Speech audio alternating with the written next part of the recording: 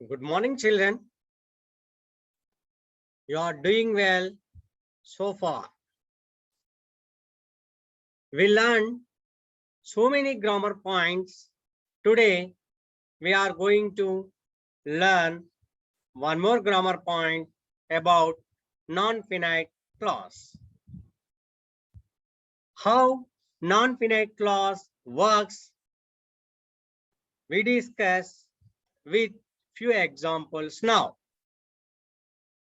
If you know about this, you can develop your English language skills very well. Shall we start? Non-finite clauses?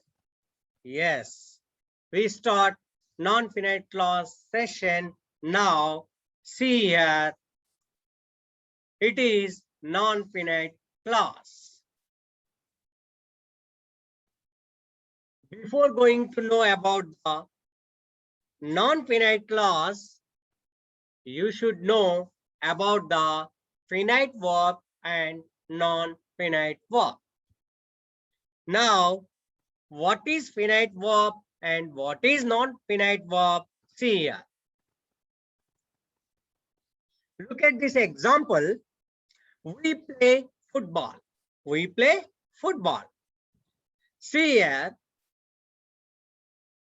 To know about the finite verb or non-finite verb, first you recognize the verb. Is the verb? Yes, it is play. Play is the verb in the sentence. Now, whether it is finite verb or non-finite verb, see here, play is the finite verb. It is an action word. It is giving the tense for the sentence. The verb play is giving the tense of the sentence. It is an action word, so it is called finite verb. See one more example. We are ready to play football. We are ready to play football. So here, see, play. To play is the infinitive verb. How can we say it is infinitive? Because it is not giving any tense for the sentence. The verb which does not give any tense to the sentence, that is called infinitive. So, infinitive verb, to play is the infinitive verb. The infinitive verb is also called non-finite verb. Non-finite verb. So, it is very easy to recognize whether finite or non-finite. Most of the times, the verb is preceded by to play, to go, to come, to give, to ask, to question. These are the non-finite verbs. Besides this, some more non-finite verbs are also there, but one of them is we can recognize as to play, to go, to come, to hear. So like this, we can recognize non-finite verbs. So the main difference, you find these finite and non-finite verb. The finite verb gives the tense to the sentence, where non-finite verb does not give any tense to the sentence. So that is the main difference. Based on that, we can find whether it is finite verb or non-finite verb. Now, see here. With some more examples, we can easily find whether it is finite verb or non-finite verb. Look at the example here. Nightingale is singing melodiously. Nightingale is singing melodiously. What did you find here? Yes, is singing. It is a verb. It is also giving the tense of the sentence. It is present continuous. So the singing is verb. It is giving tense to the sentence. So it is finite verb. It is present participle form. So that is action form. So it is called finite verb. Now look at one more example. Nightingale is a European singing bird. Here also singing is there, verb singing. Verb singing. But the tense of this verb is different. Here, the singing is not giving any tense to the sentence. It is not adding any tense to the sentence. Just it is acting as gerund in a different way. Now, singing it is also in present participle form. It is non-finite verb because it is not adding any tense to the sentence. Okay, children, have you got clarity? Yes. Now, look at here. You will find the difference between finite and non-finite verb. See here one sentence. The environment was degraded due to deforestation. The environment was degraded due to deforestation. Now, here degraded. Degraded is the verb. Degraded is the verb. It is its past participle form. Past. It is representing the past of the action. So, it is giving tense to the sentence. That is past tense of the sentence. So, degraded the verb, past form, it is finite verb. Now, look at the same sentence can be written in a different way, but here verb gives non-finite verb. How? See here. The degraded environment is causing a lot of havoc. Here, the word degraded. See degraded? Yes. The word degraded is verb, but it is non-finite. It is not finite. It is non-finite because it is not adding any tense to the sentence here. Just it is acting as verb. So it is called non-finite verb. So degraded, though it is in the past participle form, it is non-finite verb because not giving any tense to the sentence.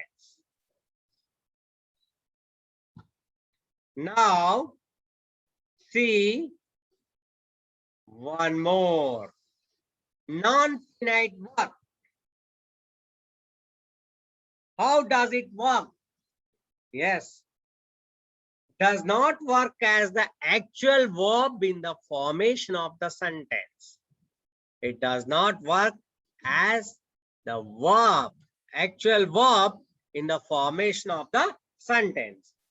Generally, what we think, the verb, it is giving action and tense, but it does not give the tense of the word. So that is non-defined, non-finite verb. One more feature of non-finite verb has form of verb, but it does not work as it is. Same verb form.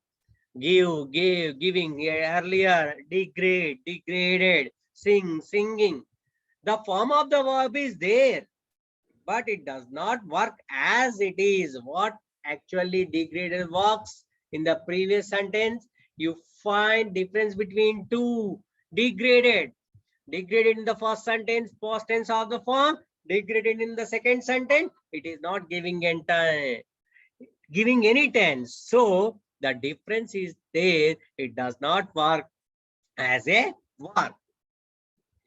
Works as adjective, gerund, or adverb in the sentence.